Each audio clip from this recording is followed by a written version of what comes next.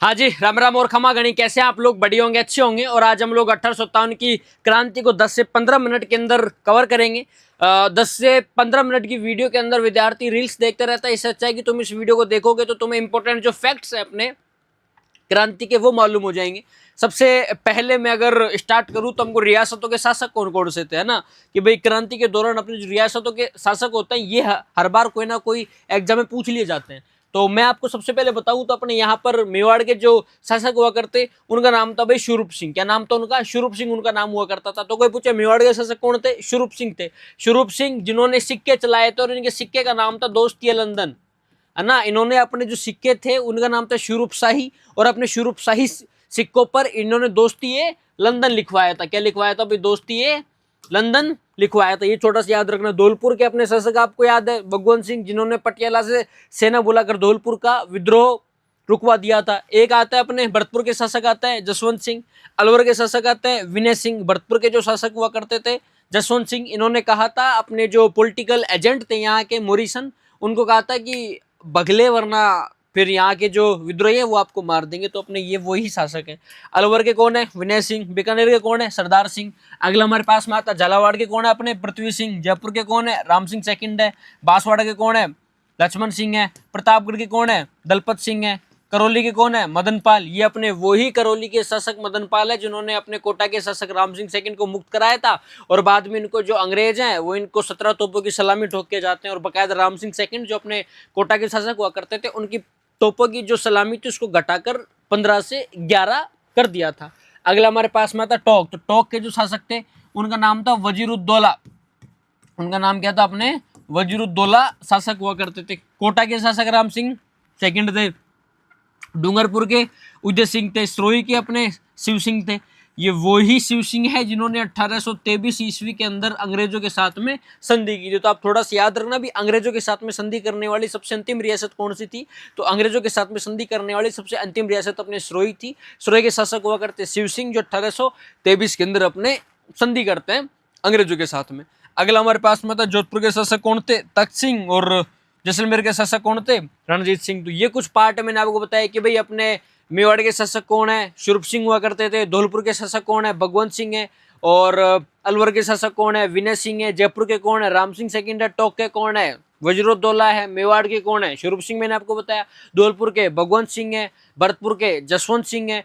टोंक के वज्रोद्दौला मैंने आपको बताया। जैसलमेर का रणजीत सिंह है। डूंगरपुर का उदय सिंह है। सिरोही का शिव सिंह है। डूंगरपुर का उदय सिंह मैंने आपको बताया। झालावाड़ का पृथ्वी सिंह है। बांसवाड़ा का लक्ष्मण सिंह है। प्रतापगढ़ का दलपत सिंह है। ये सारी रियासतों के शासक मैंने आपको याद दिलाए। तो आप इनको बार बार थोड़ा सा एक बार वापस से रिवाइज करना। वीडियोज को आप देखोगे ध्यान से, इस क्लास को आप देखोगे तो आपको क्लास में चीजें याद हो जाएंगी। अगली बात मैं आपको बताऊं तो अगला हमारे पास में आता है प्रमुख छावनियां कौन कौन सी थी, छावनी के अंदर कौन कौन सी बटालियन हुआ करती थी। सबसे पहले हमारे पास में आते नशीराबाद, जहां से 28 मई को अपनी क्रांति की शुरुआत मानी जाती है। 15वीं बंगाल नेटिव इन्फेंट्री यहाँ पर हुआ करती थी। नीमच के अंदर मेवाड़ मालवा व राजपूताना रेजिमेंट हुआ करती थी। देवली के अंदर कोटा कंटिजेंट हुआ करती थी। एरनपुरा के अंदर जोधपुर लीजियन हुआ करती थी। ब्यावर के अंदर मेरवाड़ा बटालियन हुआ करती थी। खेरवाड़ा के अंदर मेवाड़ भील कोर हुआ करती थी। तो ये बटालियन और रियासतों के जो शासक है कुछ इंपॉर्टेंट टॉपिक्स हैं। एक तो जब क्रांति पढ़ते हैं तो हमको सबसे पहले याद होना चाहिए कि भाई क्रांति के समय किस रियासत का शासक कौन था। क्रांति पढ़ते हैं हमको याद होना चाहिए कि भाई किस रियासत के अंदर कौन सा पॉलिटिकल एजेंट हुआ करता था। जब क्रांति पढ़ते हैं तो हमको याद होना चाहिए कि जब छावनी थी, चाहे छावनियाँ, प्रत्येक छावनी के अंदर कौन कौन सी बटालियन तैनात की गई थी। क्योंकि सवाल यहीं से आते हैं, रियासतों के शासक पूछ लेंगे, संधियाँ पूछ लेंगे, विद्रोह पूछ लेंगे और तुमसे पॉलिटिकल एजेंट पूछ लेंगे और छावनी के अंदर कौन सी बटालियन है वो पूछ लेंगे। तो आप याद रखना, नसीराबाद के अंदर 15वीं बंगाल नेटिव इन्फेंट्री थी। नीमच के अंदर अपने मेवाड़ मालवा व राजपूताना रेजिमेंट हुआ करती थी। और देवली के अंदर कोटा कंटिजेंट, एरनपुरा के अंदर जोधपुर लीजियन, ब्यावर के अंदर अपने मेरवाड़ा बटालियन और खेरवाड़ा के अंदर मेवाड़ भील कोर। अब अगला हमारे पास में क्या आता है भाई? अगला हमारे पास में आता है पॉलिटिकल एजेंट। अगला हमारे पास में आता है पॉलिटिकल एजेंट। क्योंकि जब अंग्रेजों ने राजस्थान के अंदर अपनी सत्ता स्थापित करने का प्रयास किया था तब अंग्रेजों ने कहा था कि भाई अब ना हम प्रत्येक रियासत के अंदर एक अंग्रेज अधिकारी नियुक्त करेंगे जो कि रियासतों की देखरेख करेगा और अगर कोई समस्या होती तो वो समस्या को सीधा गवर्नर तक पहुंचाएगा। तो अपने जोधपुर के अंदर जो पॉलिटिकल एजेंट हुआ करते, उनका नाम था मैकमेसन। भरतपुर के अंदर मॉरिसन और मेजर निक्सन हुआ करता। जयपुर के अपने मेजर इडन थे। सिरोही के अपने जेडी होल हुआ करते थे। अगला हमारे पास में आता है कोटा के मेजर बर्टन थे। ट्रिक मैं आपको बताऊं तो आप इसको ट्रिक से भी थोड़ा सा याद कर सकते हैं कि जयपुर के कौन थे, तो इडन थे। और सिरोही के क्या थे, ना होल के अंदर था, तो आप याद रखना सिरोही का अपना जेडी होल था। अलग कोई ट्रिक नहीं होती, हिस्ट्री को याद करने का भी कोई ट्रिक नहीं होती, क्योंकि हिस्ट्री 200 से 300 पेज की होती है। और 200 से 300 पेज आप ट्रिक में तो याद वैसे भी नहीं कर सकते, तो याद करने के लिए हमको बार बार गोठे मारने पड़ेंगे। ये कुछ मैंने इंपोर्टेंट फैक्ट बताए। अब मैं आपको लिखाता हूँ यहाँ पर महत्वपूर्ण युद्ध कौन से थे, है ना। क्रांति के दौरान अपने कुछ प्रमुख युद्ध भी हुआ करते थे, वो प्रमुख युद्ध मैं आपको यहाँ लिखाता हूँ। सबसे पहले हमारे पास में एक युद्ध आता है बिठोड़ा का युद्ध। एक हमारे पास में आता है बिथोड़ा का युद्ध। बिथोड़ा का युद्ध, ये युद्ध अपने 8 सितंबर 1857 को आता भाई। कब हुआ था ये युद्ध? ये युद्ध 8 सितंबर 1857 को आता। ये छोटी सी बात आप याद रखना। इसके अंदर कौन कौन थे? इसके अंदर अपने एक तो कैप्टन हीथकोट, एक का नाम था कैप्टन हीथकोट, और प्लस में अपने कुशाल राज सिंघवी, ये तो अंग्रेजों की ओर से थे। और एक तरफ थे अपने कुशाल सिंह चंपावत। एक तरफ कौन थे भाई? एक तरफ थे अपने कुशाल सिंह चंपावत। इस युद्ध के अंदर कुशाल सिंह चंपावत की जीत होती है, और इस युद्ध के अंदर जोधपुर का ओनाड सिंह पवार मारा गया था। तो ये भी याद रखना कि जोधपुर का ओनाड सिंह पवार मारा गया। जोधपुर का जो ओनाड सिंह पवार था वो मारा गया था। अगला हमारे पास में आता है युद्ध चेलावास का युद्ध। अगला युद्ध कौन सा आता है? अगला हमारे पास में आता है चेलावास का युद्ध। अगला हमारे पास में आता है चेलावास का युद्ध। चेलावास का जो बेसिकली युद्ध है, चेलावास का युद्ध अपने 18 सितंबर 1857 को आता है। इस युद्ध के अंदर अपने एक तो मैकमेसन था, जो मैंने अभी आपको बताया था, जोधपुर का पॉलिटिकल एजेंट था।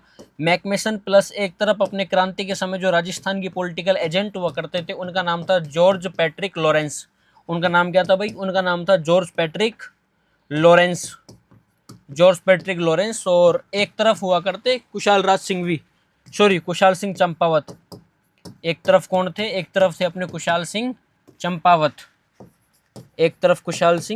राइटिंग थोड़ी सी बैठ नहीं रही यहाँ पे, क्योंकि ब्रूस वगैरह नहीं है, तो थोड़ा सा याद रखना। अपने बोर्ड में एक फिल्टर आता है यहाँ पे ब्रूस का, ये थोड़ा बंद हो रखा है, इसकी वजह से राइटिंग बैठ नहीं रही सही से। प्रमुख युद्ध आपको लिखा है। सबसे पहले मैंने आपको लिखा है बिठोड़ा का युद्ध, जो कि 8 सितंबर 1857 को हुआ था। कौन कौन के बीच में हुआ था? कैप्टन हीथकोट, कुशाल राज सिंघवी, और एक तरफ अपने चंपावत साहब थे। इस युद्ध में जीत हुई थी किसकी? तो आप याद रखना कि भाई अपने कुशाल सिंह चंपावत की इस युद्ध में जीत हुई थी। फिर आता है चेलावास का युद्ध, जो कि 18 सितंबर 1857 को शुरू हुआ था, और मैकमेसन प्लस जॉर्ज पैट्रिक लॉरेंस और कुशाल सिंह चंपावत के बीच में होता है। इस युद्ध के अंदर भी अपने कुशाल सिंह चंपावत की जीत होती है।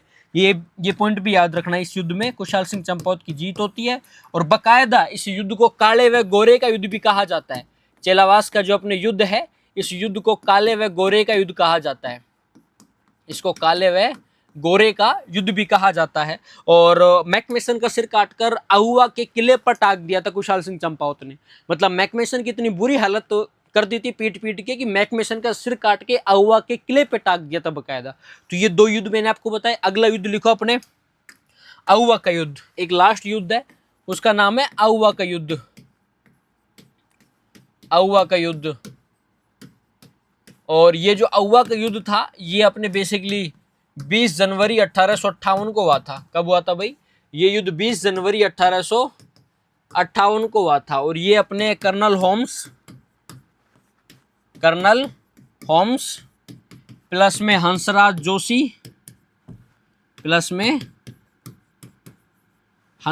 जोशी और एक तरफ कुशाल सिंह चंपावत। और एक तरफ कौन थे? एक तरफ थे अपने कुशाल सिंह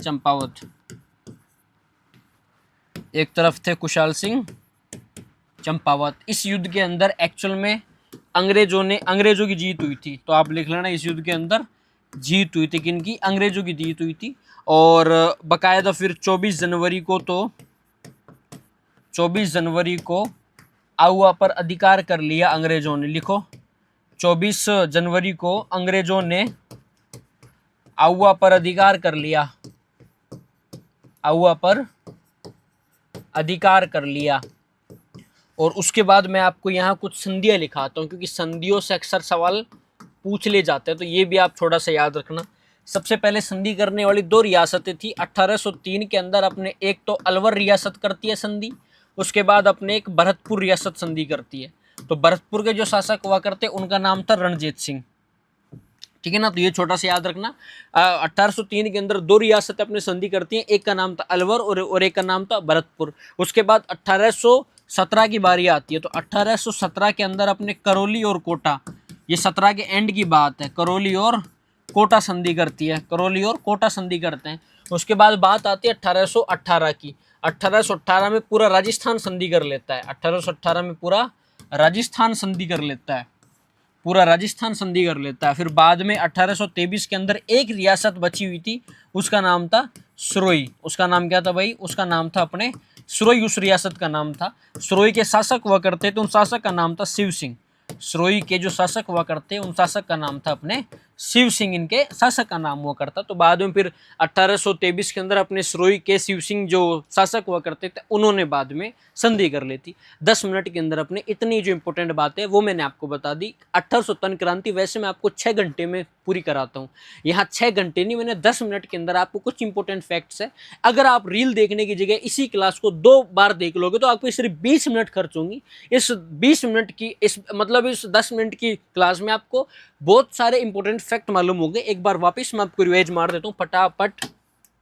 मैंने यहाँ बताया कि रियासतों के शासक अपने मेवाड़ के स्वरूप सिंह है, धौलपुर के भगवंत सिंह है, भरतपुर के जसवंत सिंह है, अलवर के विनय सिंह है, बीकानेर के सरदार सिंह है, झालावाड़ के पृथ्वी सिंह है, जयपुर के राम सिंह सेकंड है, बांसवाड़ा के लक्ष्मण सिंह है, प्रतापगढ़ के दलपत सिंह है, करौली के अपने मदन पाल है, टोंक के अपने नवाब वजरुद्दौला है, कोटा के राम सिंह सेकंड है, और डूंगरपुर के उदय सिंह है, सरोई के शिव सिंह है, जोधपुर के तख्त सिंह है, और जैसलमेर के रणजीत सिंह है।